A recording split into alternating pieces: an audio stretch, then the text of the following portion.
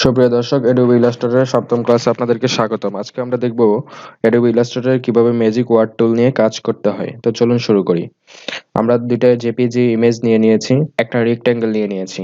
তো এখন আমরা এখানে দেখতে পাবো ম্যাজিক ওয়ার্ড টুল। ম্যাজিক ওয়ার্ড টুলের উপরে যখন মাউসের কার্সর নিব, তখন আমরা দেখতে পাবো এটার শর্ট কমান্ড কি। এটার short command Y. Magic word tool short command Y. তো এটা দিয়ে আমরা আমাদের ম্যাজিক ওয়ার্ড টুলে কাজ করতে পারি। তো আমরা এখানে রেক্ট্যাঙ্গেল উপরে রেক্ট্যাঙ্গেলের উপরে ব্ল্যাক রেক্ট্যাঙ্গেলের উপরে আমরা একটা এলিপস নিয়ে নিব, কয়েকটা এলিপস নিয়ে নিই। আমরা এই এলিপসের কালারটাকে হোয়াইট করে দেব বোঝার সুবিধার্থে। এখানে আমরা কতগুলো নিয়ে নিলাম ইচ্ছে মতো। তো এখন আমরা ম্যাজিক ওয়ার্ড টুল ক্লিক করব। ক্লিক করার পরে এখানে আমরা দেখতে পাচ্ছি একটা সিলেক্ট অবস্থায় আছে, লাস্ট যেটা আমরা করেছি সেটা সিলেক্ট অবস্থায় দেখাচ্ছে। এখন সবগুলোকে আমরা একই সাথে সিলেক্ট করব কিভাবে? আমরা যদি একটা সাদার উপরে ক্লিক করি তাহলে আমাদের অটোমেটিক্যালি সবগুলো সাদার উপরে। তো এখন আমরা এটাতে ডিলিট চাপবো, আমাদের সবগুলো চলে যাবে।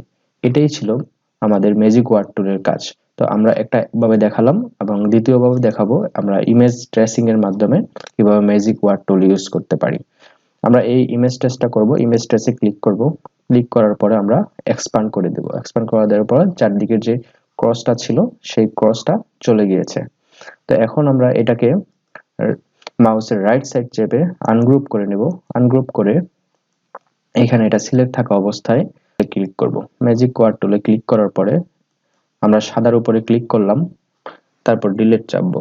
আমাদের এটা ট্রেস হয়ে ভেক্টর ফাইল হয়ে গিয়েছে। তো আমাদের এখানে দুইটা দেখতে পাচ্ছি। তারপর এখন এটাকে আমরা কিভাবে ম্যাজিক ওয়ার্ড টুলে কাজ করব। তো এখন আমরা এখানে ম্যাজিক সিলেক্ট থাকা অবস্থায় আমরা ম্যাজিক ওয়ার্ড টুলে ক্লিক করলে কাজ হবে না। এখন আমাদের ইমেজটাকে ট্রেস করে নিতে হবে। 16 কালার দিয়ে ইমেজটাকে আমরা ট্রেস করে নেব। আমাদের ইমেজটা ট্রেস হবে এখন। তো কিছুক্ষণ অপেক্ষা করি, আমাদের ইমেজটা ট্রেস হচ্ছে। ইমেজ ট্রেস হয়ে গিয়েছে। এখন আমরা এক্সপ্যান্ডে ক্লিক করব।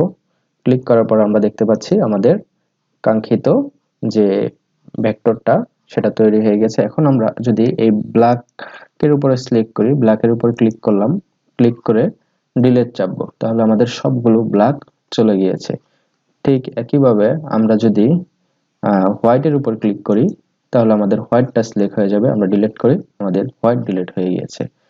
তারপরে আমাদের যদি আমরা এই ভাগের যে কালারটা সেই কালারের উপর আমরা ক্লিক করলাম, সেই কালারের উপর ক্লিক করলাম, এখন আমরা ডিলিট চাপবো, আমরা দেখতে পাচ্ছি আমাদের সেই কালারটা চলে গিয়েছে।